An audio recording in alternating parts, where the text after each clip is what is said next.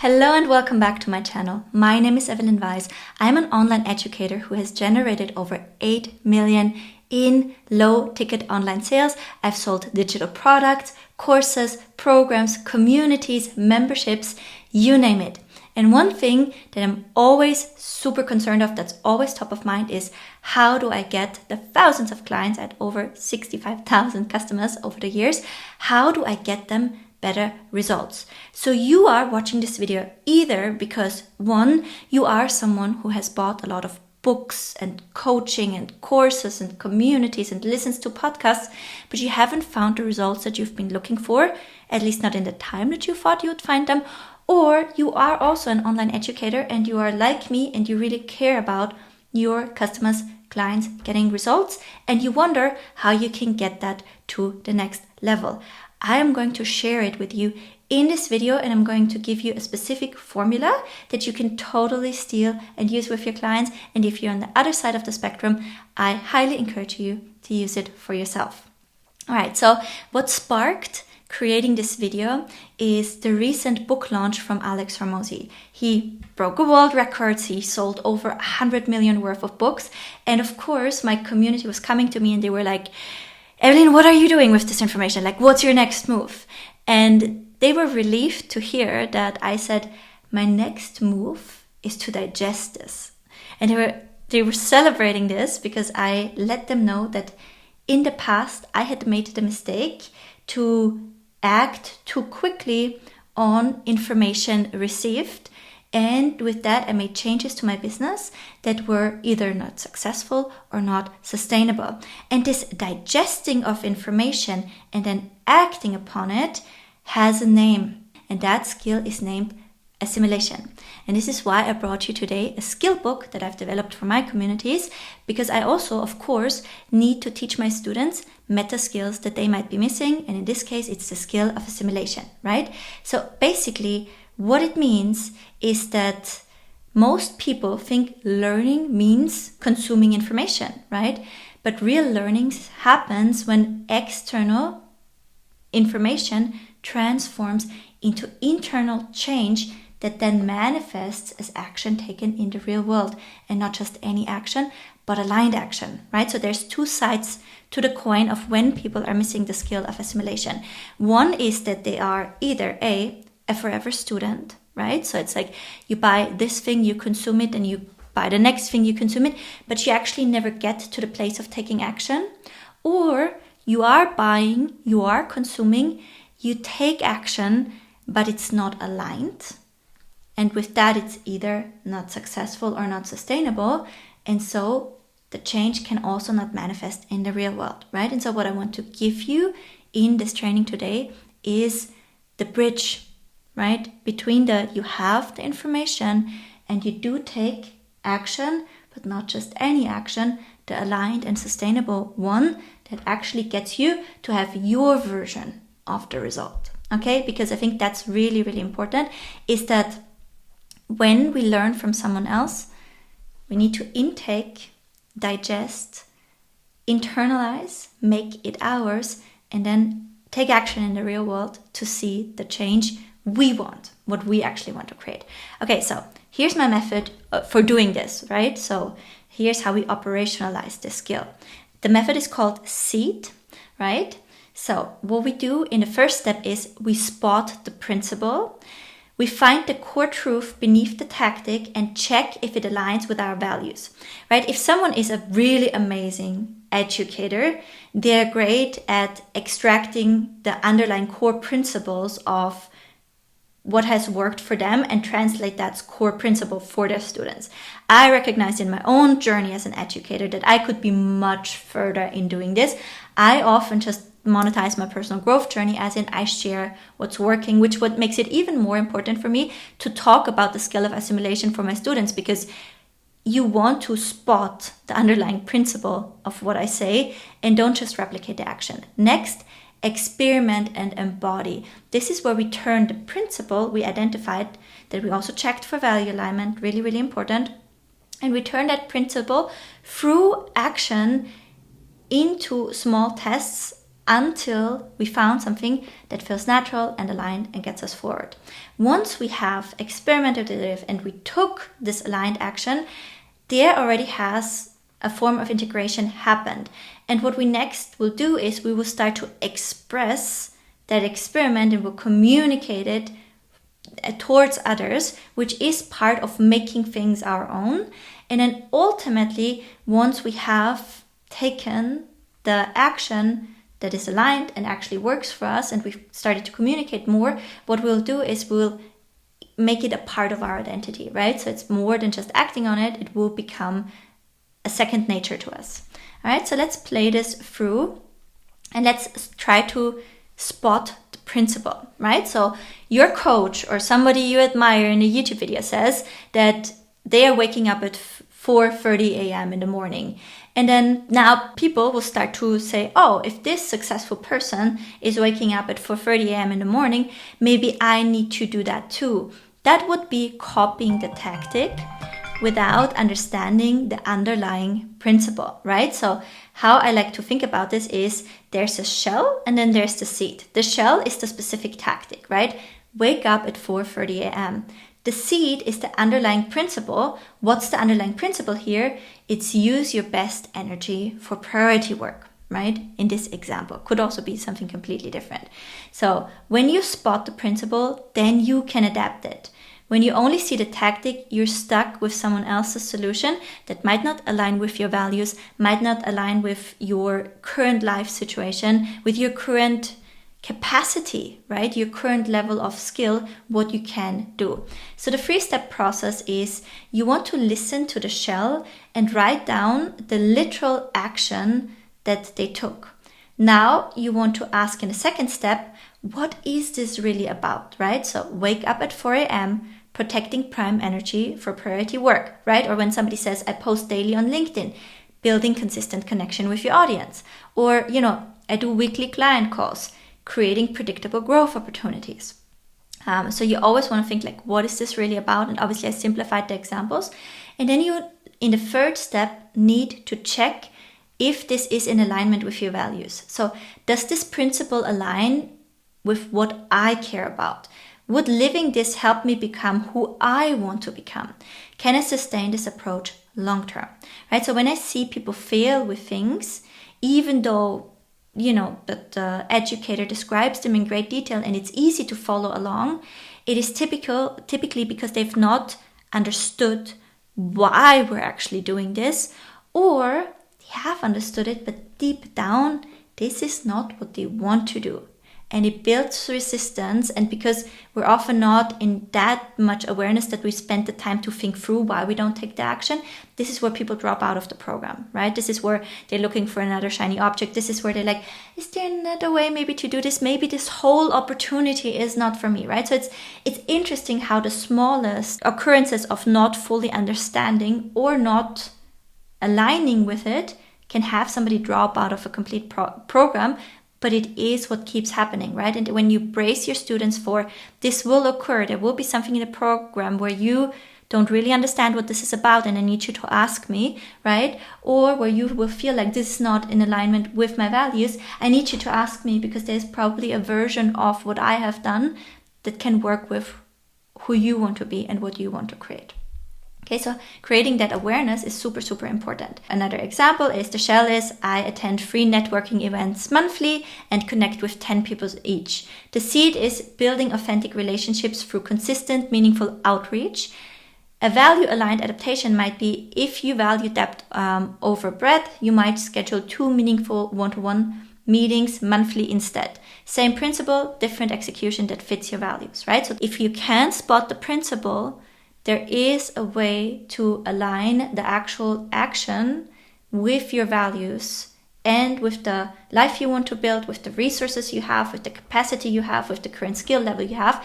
You have to be able to see the advice, the information through those lenses, okay? And to make this even easier for you, I want to give you an opportunity to use this with ChatGPT, right? Which is the thing that I will do if I don't get what they're trying to do and if I don't see how to make this work for myself. right? So this is a prompt you can paste into ChatGPT. You're a principal extraction expert helping someone spot core truths beneath surface level advice. I'm going to share advice from my program, from a podcast, from this YouTube video. Help me identify the underlying principle and check alignment with my values. Here's what I need. Identify the shell. List specific tactics mentioned. Extract the seed. What's the underlying principle in 1 to 2 sentences? Values question. Ask me 3 to 4 practical questions about alignment. Adaptation ideas. Suggest 2 to 3 ways I could live this principle differently in alignment with my values. Here's the advice. And then you want to paste the specific advice. How do you paste the specific advice? Most courses are hosted in a video format, and you can get the transcript of that video either because it's on YouTube and you use a tool like Clasp, right? Or because you can record the screen with Loom and then you can paste the transcript from Loom. So you want to get to the transcript of it. In rare cases, you want to write it out. Okay, so every time you encounter advice, what's the shell? What's the seed? Does this align with who I am becoming? How would I plant the seed in my actual life? Okay, so first, really, really important step. Now, next step is to experiment and embody, right? So we need to digest, make it a part, integrate, and take action. Take action on advice as soon as possible. So what does that look like, right? So you spotted that energy management is the principle and it resonates with you. So you're like, I understand how I should protect my prime energy levels to do the most meaningful things. Okay, so you set an alarm for 5 a.m. Day 1, you drag yourself out of bed, you still feel groggy. Day 2, you hit snooze and you feel guilty. Day 5, you sleep through the alarm and you decide, I am not a morning person. I have tried this, right? So when we take the reality of how people consume books and coaching and courses and advice and communities and from podcasts, they actually never get to that point. Most people never get to that point of actually saying, I am taking action, which is why we did the first step.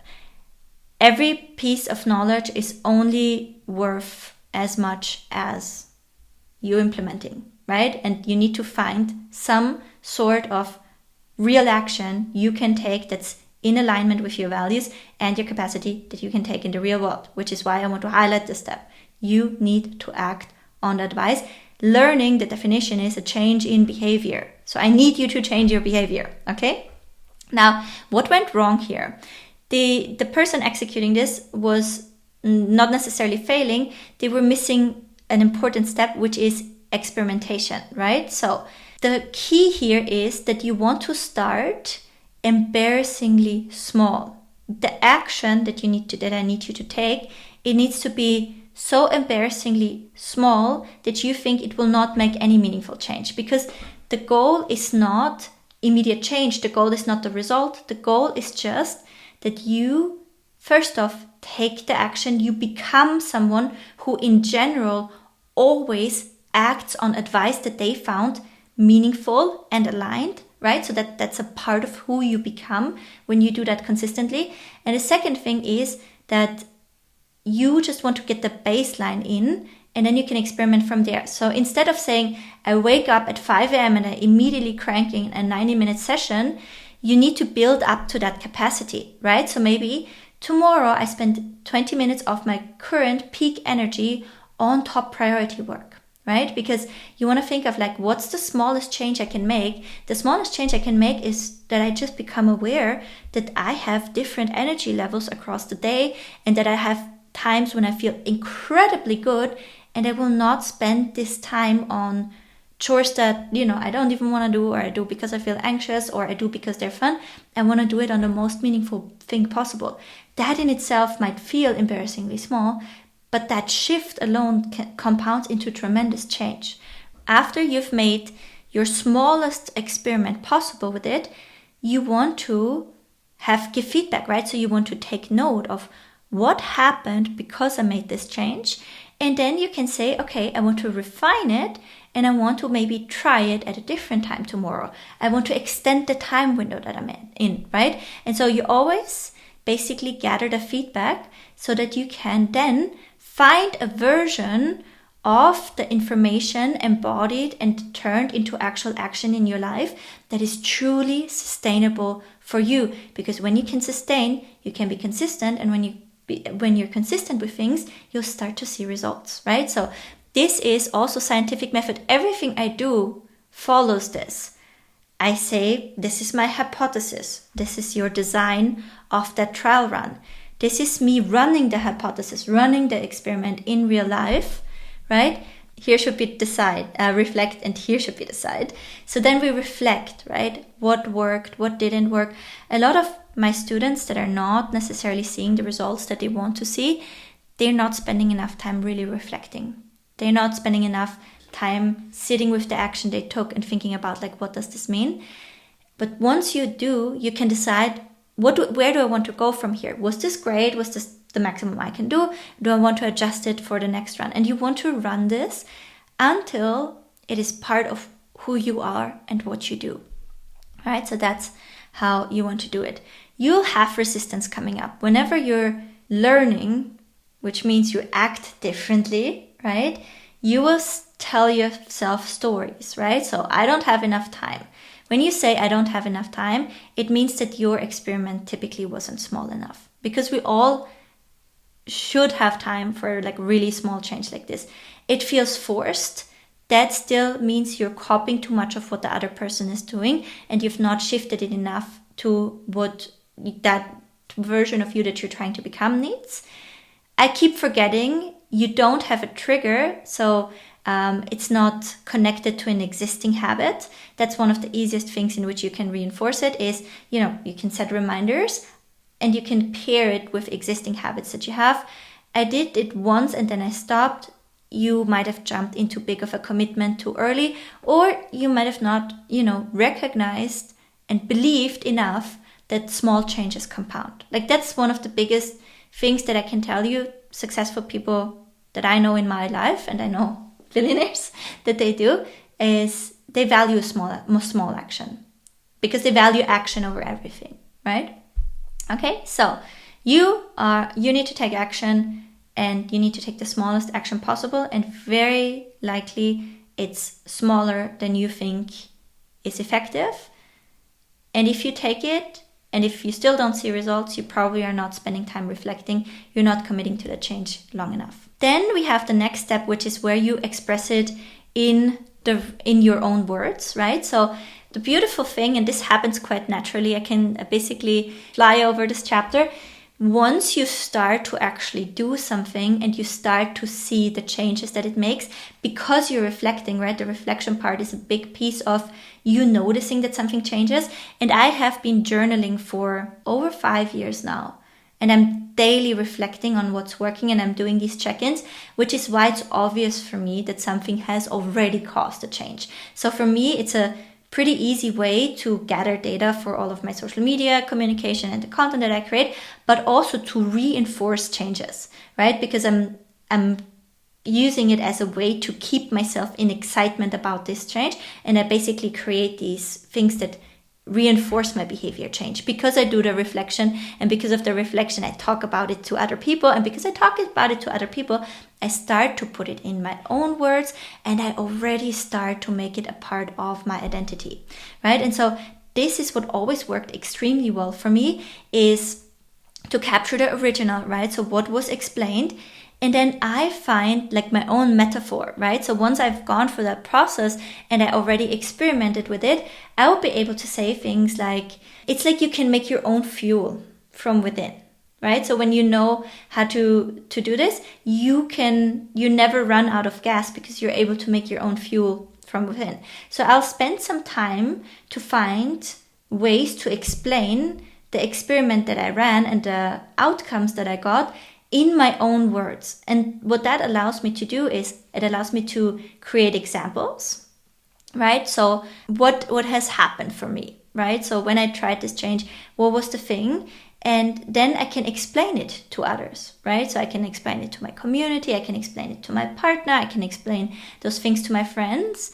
And what happens with that is that they become reinforced again, right? So it's one of the biggest ways to reinforce it. And you see this happens so naturally for people, right? Think of this joke, right? So how do you know somebody does CrossFit? They tell you about it, right? So when you see somebody picking up a new thing and they really stick with it and they're really excited about it, they'll tell everyone about it.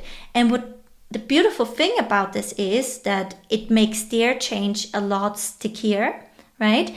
And it also makes it become a part of their identity. It creates this reinforcement loop, because it almost is like accountability to others that you have explained this as effective to them. It's like almost like selling yourself on the change again.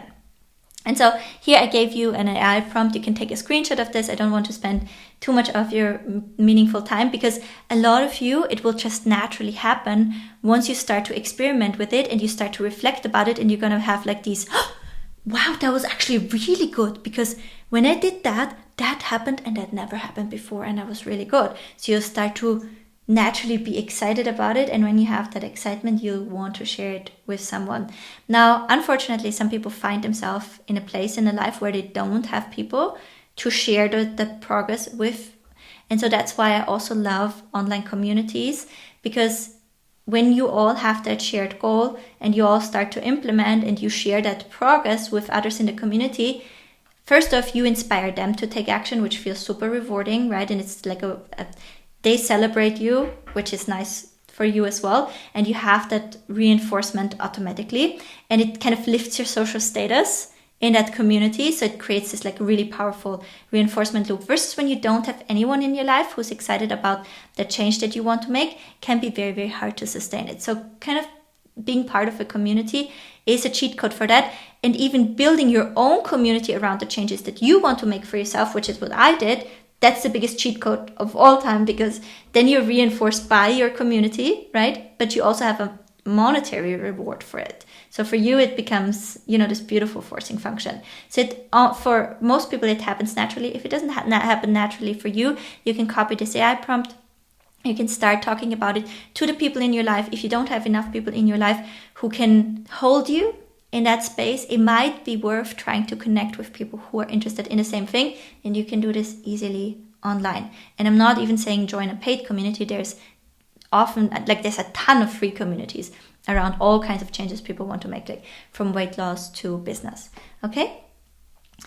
Now, last but not least, you want to start making the things that actually do work for you part of your identity, right? So 6 months ago, you would have said, I try to become more productive. And now you find yourself saying, I'm somebody who protects their energy for what matters most, right? So you start to become that person. Now, here is how this identity formation loop works. You have an action aligned with the principle. You notice that you did it, right? That's a crucial step that most people skip. That is this feedback part. You think, oh, cool, I am becoming someone who does that. The next aligned action feels more natural. Then you have even stronger evidence that reinforces that identity, and eventually it becomes automatically.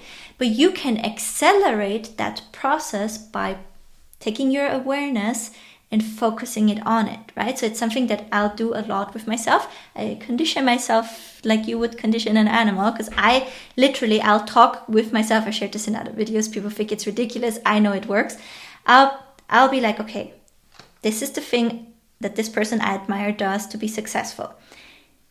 Here's the core underlying, truth of it. Here's what I'm gonna do to try and make this happen in my life. This is the scope I can commit to.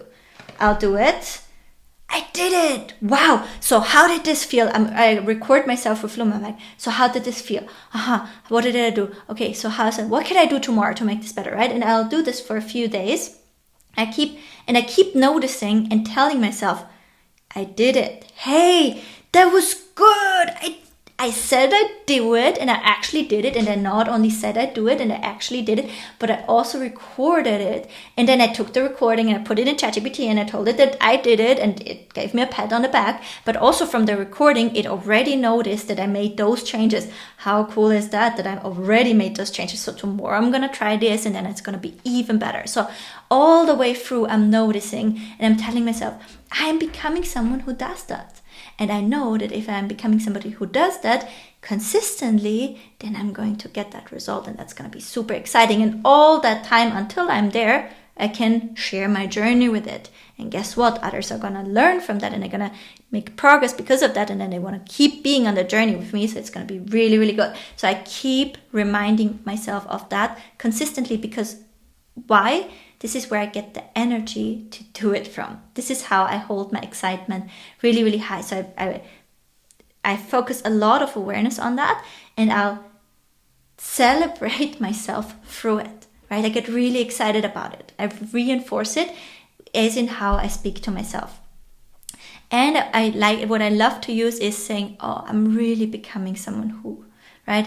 I'm really becoming someone who can set boundaries. I'm really becoming someone who can say no. I'm really becoming someone who treats himself fairly and at least is on the same level of human worthiness as others, right? So it sounds silly, but it really helps to sustain the change.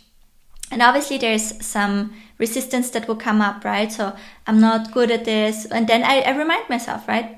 Identities can be built, and that's what I'm doing here. And or people will think I'm fake because I'm not good at this, and now I'm trying this, and maybe I fall back into old habits, and then they'll think I told you so, or I will think that I disappoint myself. Well, growth involves becoming someone new, and taking, one step forward, 2 steps back is completely normal. As long as I stay in the progress, I will eventually find a way to make this work for me, and I can practice it, and I can become better at it. And because I'm becoming someone who does that, it will happen sooner or later if I don't give up. There's plenty of examples of that in the world, right? I'll keep reminding myself of that. What if I can't sustain this? You're committing to returning to aligned action, not perfection. That's another skill I need to talk to you about on another day is shame resilience and being able to return quickly, not wasting. And actually, Leila Hermosi said that when I interviewed her for my podcast, and I think she put it in words so beautifully. She doesn't take any time dwelling on a failure. All she thinks about is, how do I repair, and what have I learned from the next time, and how do I move forward from here? And I find this so beautiful and so helpful, because there's no value in beating yourself up. The sooner you can, the more shame resilient you can be. And this doesn't mean like shame resilient in the sense of, we're not taking accountability for that. It is actually the exact opposite. We're taking full accountability, and we're looking for what happened, right? So debriefing, again, going back and reflecting as in, what happened here? Why was I not able to sustain this? What can I put in place to do this again? And how quickly can I try it again? Immediately, right? So that's when you fall off the horse. They say you need to get back on immediately. So definitely returning to that place. Again, for those of you who like to use AI, what I like to do here is a prompt. I love to do identity work with AI. You have to be super mindful that it's just a tool. And when you need help, you need to go to a qualified professional. I love to work with it, being very, very mindful that it's just a tool, okay? So I will tell it something like, you're an identity development coach helping someone integrate principles into their sense of self. I want to develop this genuine identity, not just something I do. Help me identify identity language, create powerful I become statements, evidence recognition, help me see signs of identity shift I might miss, resistance work, identify and work through any identity resistance, integration strategy, specific practices for reinforcing this identity, future vision, how someone with this identity naturally operates. Principle I'm integrating, describe the principle, what I've been doing, right? This is where you can just paste the feedback you have done. Again, I like to give myself feedback and debrief and reflect just talking. I'm a verbal processor and recording myself with Loom. So I'll paste all of those Looms. I just push it in there. ChatGPT has more context. And then identity resistance, describe doubts or pushback. Here I will basically brainstorm through everything that's been coming up. And so, for example, one of the things that people learn when they're part of my Grow with Evelyn community is how to be an advertiser, right? So they learn about how to run Facebook ads, Meta ads. But what I actually want them to be is I want them to become somebody who self-identifies as an advertiser, right? And there is many underlying principle that comes with that. And so if you're listening to this and you're in Grow with Evelyn, I would love for you to make that identity shift from, somebody who runs ads to grow their business and, praise that that Meta will not burn them too hard, to somebody who is like, I am an advertiser. I can make it rain when I want because I have acquired these skills, including all of the emotional regulation skills that come with it, the data analysis skills that come with it, the creativity skills that come with it, right? So it's an important identity work to do, I think, for somebody who really wants to unlock that next level of marketing in their business. All right, so this is it in a nutshell. You take it in. What's the shell versus what's the seed? Does it align with my values? Is it worth experimenting with? What's the smallest test I could try? Next is experimenting. Run your test, reflect on your results, ideally record yourself, adjust the variable, and then repeat until the thing works for you. And so one of the things that I love to do with these transcripts is I love to turn this into nurture emails for my audience. I love to turn it into content for my audience. I love to turn it into content for my community. From a transcript on Loopme, you can create cheat sheets and worksheets and checklists, like all of those valuable things. So documenting who you are becoming is so valuable. Do it, right? And then phase 3, what metaphor captures this for you? How would you explain it to someone else? What personal examples can illustrate that? And then you are becoming somebody who, is learning to do this. You want to collect evidence for your identity shift. Notice once you start to automatically, thinking in this way, taking those actions, and then you want to update how you talk about yourself. Okay, and so I think this is also beautiful if you are learning from multiple people, right? So a lot of people in my community, they are online educators, right, and coaches, and they want to help others, and they're learning from others. And the big challenge for them is to say, I feel so guilty teaching certain things because I actually learned them from you, or I actually learned them from that person, right? And so what I like to tell them is, yes, of course, on one side, you want to honor intellectual property, right? And you want to give proper credit. And at the same time, we all have learned from someone, right? And when you are trying to become someone and you're absorbing the information and you are extracting the underlying principle, you're assimilating, you're taking action, and you're documenting it without you even noticing, or quicker than you'll grasp it, you'll start to develop your own body of knowledge based from your actual embodied experience. And it is possible because you have taken all of those things in, you've distilled like the underlying principle, and you made your own hypothesis, as in, how do I take aligned action in the world based on my values and my goals and my principles. And the beautiful thing is, when you do that, there's other people like you out there, especially if you're somebody who has been struggling with getting the results.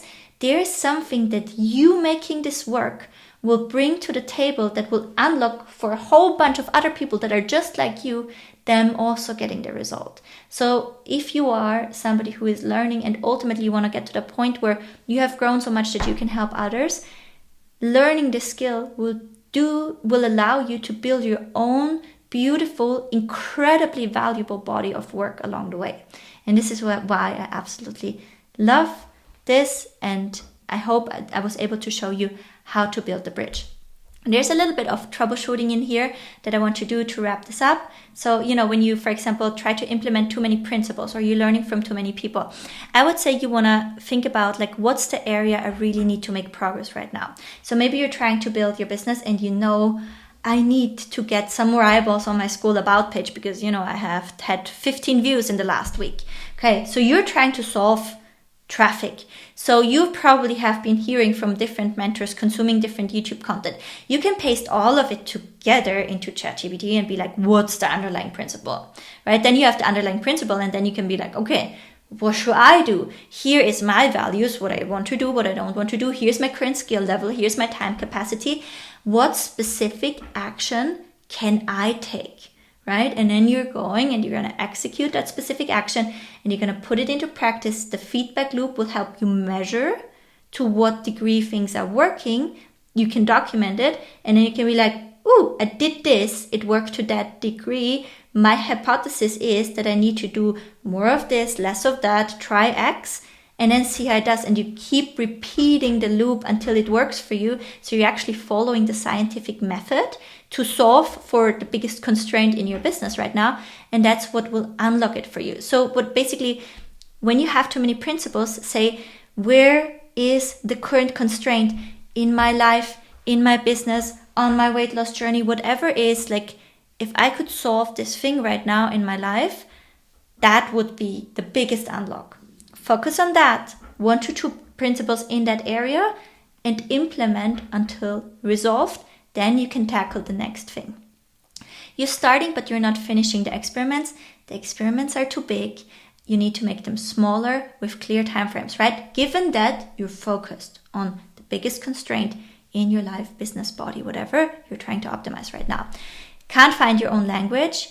You need more personal examples. Try voice memos or teaching others, right? So this directly goes back with how much time you're going to spend reflecting. And reflection in itself is a skill that you can learn. I've been doing it for 6 years, right? So sit down and be like, I don't know, I did that. And if you're really struggling, then you can record yourself and paste the following into ChatGPT and say, hey, so I have this big problem in my life. Describe your biggest constraint. I have consumed knowledge from various mentors and I have gathered the following principles and the following action. Now I have done this and now I'm trying to reflect on it. Can you ask me questions that will tickle out a reflection from me? And it will spit out questions that you can answer. And then you just record yourself answering those questions as good as you can. And with that, you'll have reflection. And then you can say, can you help me express this in a way that I could explain it to others? And it'll give you a ton of beautiful language. And if you're not super articulate, this will help you to be more articulate. Now, I'm not saying I'm the most articulate person in the world, but if you would have heard me 6 years ago, I was not able to speak proper English because it's my second language, right?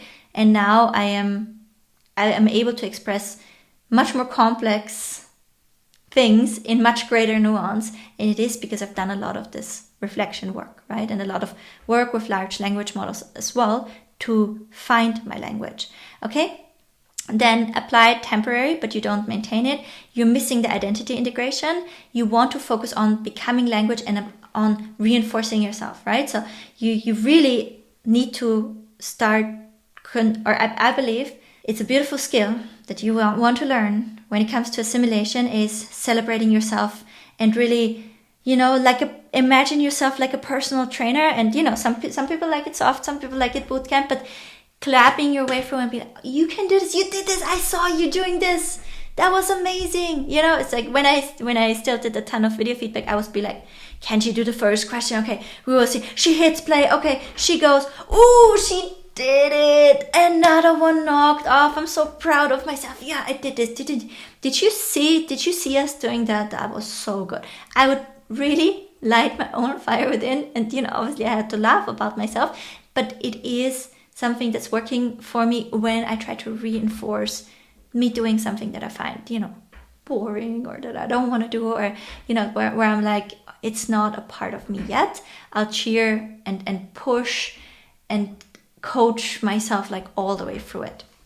Just copying others, you're not personalizing enough. You want to spend more time on step 1 to 3. All right, so I hope that this was helpful for you. If you're part of the Role Model Lab, my $7 community on Skool, then you have this as a white label PLR resource. This is something you can incorporate in your digital products, in your courses, in your coaching, and in your school communities. I would love for you to start practicing the skill, as a member of mine, but then I would also love for you to start helping your clients understand how to use this, because I think it would create a beautiful ripple effect of unlocks and action taken and lives changed. Thank you so much for tuning in with me today, and then I hope I see you in another video. Thank you and bye for now.